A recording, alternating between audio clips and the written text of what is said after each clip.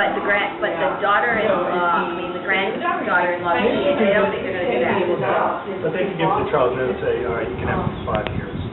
How about we rotate? I don't.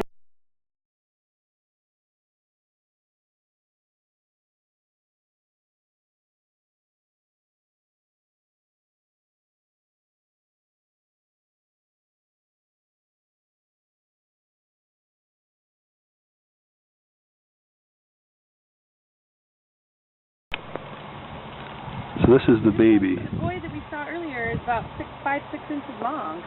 It's too big. Yeah, so, Where did he go? you know, how's he hiding when he's so big?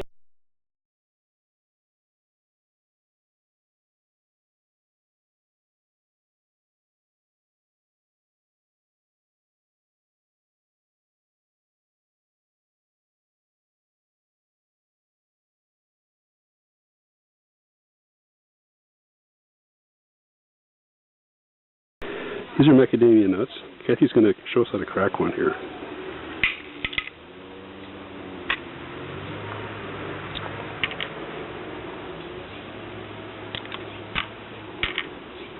Delicious. Okay, Kathy, what are we looking at here? A kukui tree in bloom. There's some kukui nuts on there. Where's the nuts? The nuts, there's like some nuts, some candle nuts. Oh yeah, there's one there. Those are the ones that they make the leis out of that the men wear. And they used to also use them for candles, kind of like. And that's why it's called candle nut tree, because they burn. Well, they have an oil in them that burns and gives light. And while we're here, this is the historic farm. There's a donkey that they used to use to carry the coffee. And there was a turkey here too. I don't see him. A couple of turkeys walking around here. They look like North American turkeys. Well, yeah, they were recently introduced here. The Polynesians didn't have North American turkeys. No, the North American turkeys probably couldn't get here on their own. However, the chickens got here because the Polynesians went all the way to the Americas and brought chickens back.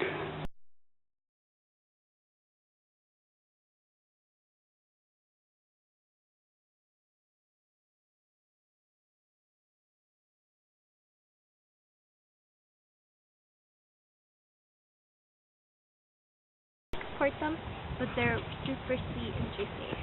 These are oranges. Heirloom oranges. So this is the historic site in the 20s and 30s and 40s. The coffee family would live, and this is their little garden patch where they'd grow their own food. And there's a chicken coop back there with some chickens in it. And I recognize taro. Looks like they have tomatoes here. Those look like tomatoes, yeah. So, You take a picture of me with the papaya tree here? Sure, I'm filming. When these fruits get big, then I can pick them. I just want the papaya tree to stay this height so that I can always pick them. Well, maybe you can. I wonder if you can trim them so they always stay short. I don't know. I somehow doubt that. I think that it will get really tall, and then I need a little boy to climb it. Oh. In reality, when the papaya trees have lived for a while, they actually get tall, and I would not be able to pick them. I would have to get a little boy to shimmy up them and cut down the papayas for me and hand them down. Donkey pen here, and this is a mock-up of the poor donkeys had to carry up to 4 of these. These are like 100-pound sacks of coffee beans. 2 there, and then 1 up on top, 1 on the back there. And they did that up until World War II, when they got surplus jeeps from the war, and then the jeeps replaced the donkeys.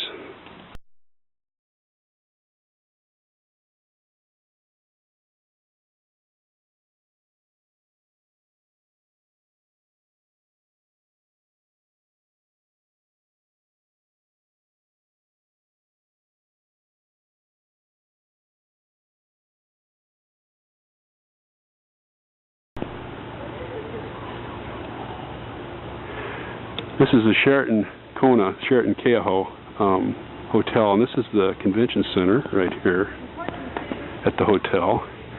And then this is the hotel building through the trees here.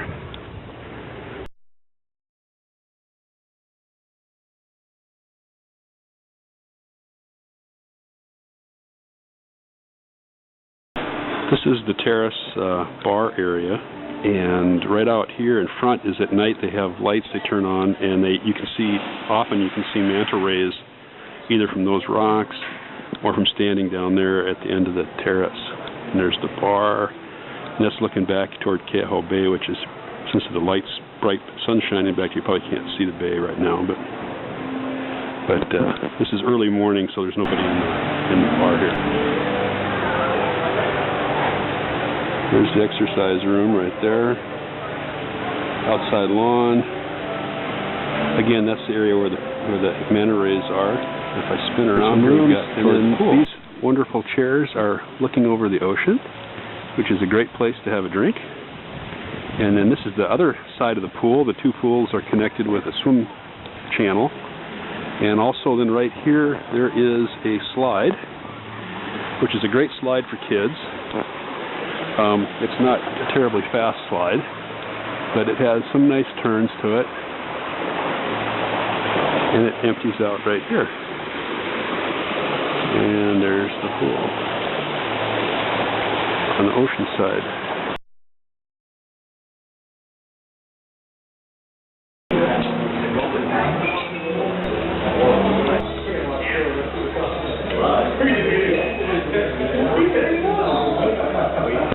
So the cups have the coffee in it, and then there's a cup of just hot water to rinse the spoon out with. And it looks like he kind of tips the coffee up in a spoon and kind of almost slurps it or snips it. This is the preliminary round, the start of the preliminary round. All day today is preliminaries for the Kona Coffee competition. And tomorrow's the finals.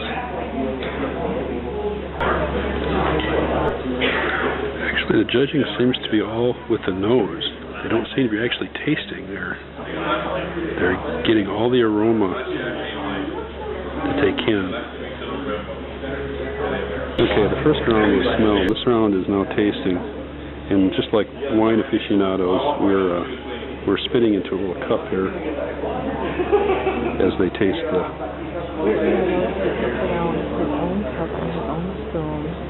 Yeah. And he dips the same spoon into every bowl of coffee.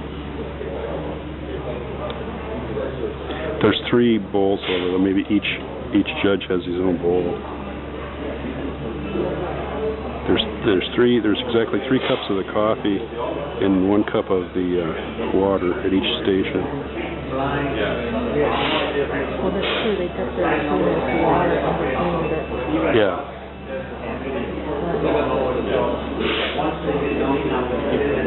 Kathy just asked, this is double blind, so the judges don't know, the workers here don't know, the person over here with the laptop is probably the scorekeeper, she doesn't know.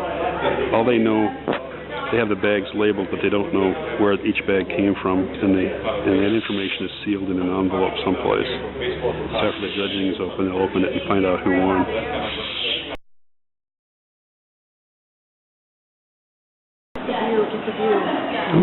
This is the lobby, or near the lobby here. I believe this is the one where they do like a luau, kind of as a Polynesian show they do here like once a week or something. And that's Keauhou Bay behind those trees.